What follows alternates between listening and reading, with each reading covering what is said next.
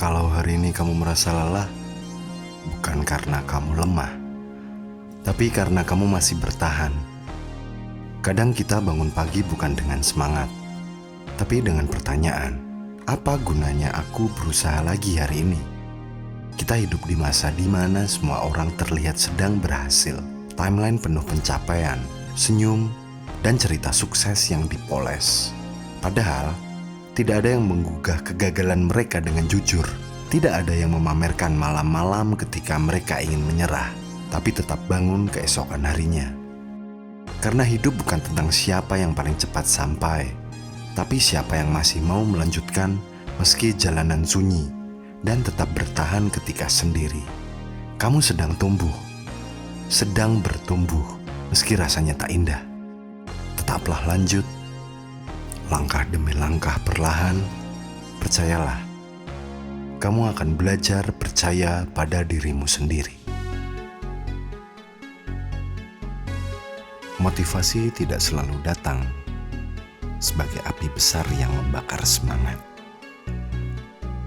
Kadang ia hadir sebagai bara kecil yang hanya cukup untuk menghangatkan tanganmu agar tidak mati rasa. Kita sering menunggu hari ketika semuanya terasa jelas. Arah hidup rapi, tujuan terang, dan langkah-langkah pasti. Kenyataannya, kita berjalan sambil meraba-raba. Itu tanda kamu benar-benar hidup. Tidak semua pertanyaan harus dijawab hari ini. Tidak semua rencana harus matang sekarang. Ada hal-hal yang hanya bisa dipahami setelah kamu melewatinya.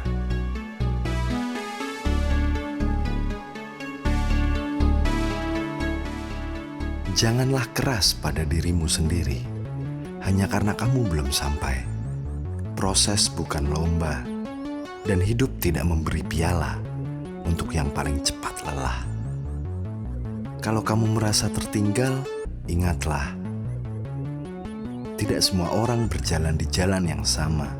Ada yang berlari di lintasan lurus, ada yang menanjak sambil membawa beban yang tidak terlihat siapapun. Dan kamu masih berjalan, dan itu cukup.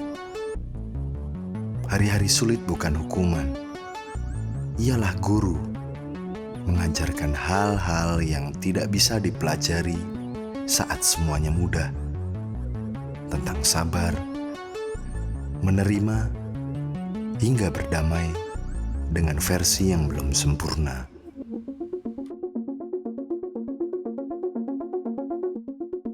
Suatu hari nanti, kamu akan melihat ke belakang dan sadar, fase yang telah menggagalkanmu bukanlah sesuatu yang menghancurkanmu. Itu justru membentukmu. Jadi jangan tanyakan lagi, kapan semuanya ini akan selesai. Tulislah pertanyaan baru. Apa satu hal kecil yang bisa kulakukan hari ini untuk tetap hidup dengan jujur? Dan lakukanlah itu. Besok urusan besok. Hari ini cukuplah untuk hadir. Karena kamu tidak perlu menjadi siapa-siapa selain dirimu sendiri yang masih mau mencoba. Dan percayalah, itu lebih dari cukup. Ketika sebuah tanda datang tiba-tiba, kamu akan menyadari satu hal, bahwa hidup tidak pernah benar-benar menunggu sampai kita siap. Ia terus berjalan dengan atau tanpa keyakinan kita. Disitulah keberanian yang sesungguhnya tinggal. Bukan pada mereka yang selalu yakin, tapi pada mereka yang tetap melangkah, meski ragu. Kamu tidak harus merasa percaya diri untuk bergerak. Kamu hanya perlu cukup jujur untuk mengakui bahwa kamu ingin hidup lebih baik dari hari kemarin. Tak perlu cepat, pelan-pelan saja, pelan-pelan saja. Tidak semua perubahan harus dramatis. Tidak semua pertumbuhan terasa heroik. Seringkali, ia terasa seperti hari biasa yang kamu lewati tanpa sorotan apapun. Justru disitulah nilainya, di keputusan-keputusan kecil untuk tidak menyerah hari ini, di pilihan sederhana untuk tetap peduli pada diri sendiri. Meski dunia terasa acuh.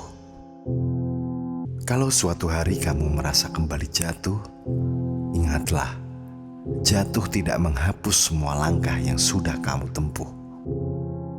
Kamu tidak kembali ke nol. Kamu membawa pengalaman, kamu membawa luka, kamu membawa pelajaran.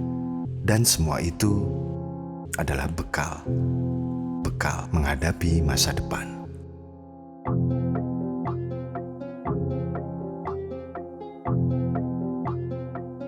Jangan takut pada versi dirimu yang sedang belajar. Mungkin susah, mungkin juga lambat, tapi itu nyata. Dan dunia tidak berubah oleh mereka yang sempurna, melainkan oleh mereka yang terus mencoba meski tahu bisa gagal lagi.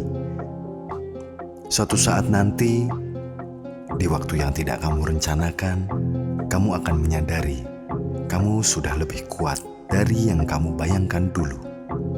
Bukan karena hidup menjadi mudah, tapi karena kamu menjadi lebih tahan, lebih kuat. Jadi, kalau kamu masih bertahan, ceritamu belum selesai. Kamu masih punya kesempatan. Karena keberanian terbesar bukanlah suatu kemenangan, melainkan roda yang tidak pernah berhenti. Kamu mungkin mulai berhenti bertanya tentang tujuan besar, bukan karena kamu menyerah, tapi karena kamu lelah mengejar definisi hidup yang dibuat orang lain. Dan itu juga bukan kemunduran, melainkan tanda kamu mulai mendengar suara sendiri. Ada fase dalam hidup di mana ambisi tidak lagi terdengar seperti teriakan, melainkan bisikan.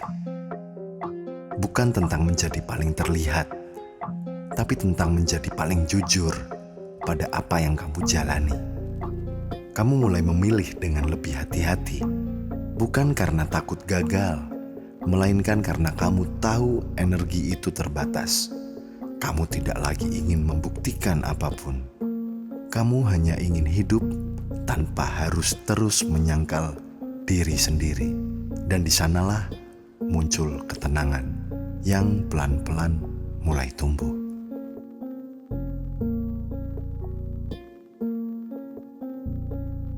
Kamu belajar menerima bahwa tidak semua luka harus sembuh untuk membuatmu tetap berjalan.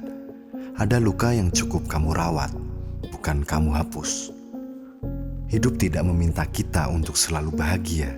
Ia hanya meminta kita untuk hadir sepenuhnya dalam apapun yang sedang kita rasakan. Sedihlah saat sedih, lelah saat lelah, tenang saat tenang. Tidak ada emosi yang salah selama kamu jujur menjalaninya.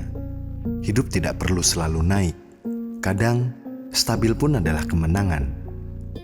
Bangun tanpa kecemasan berlebih, menjalani hari tanpa membenci diri sendiri, pulang tanpa merasa gagal. Banyak orang berjuang keras hanya untuk bisa merasa cukup.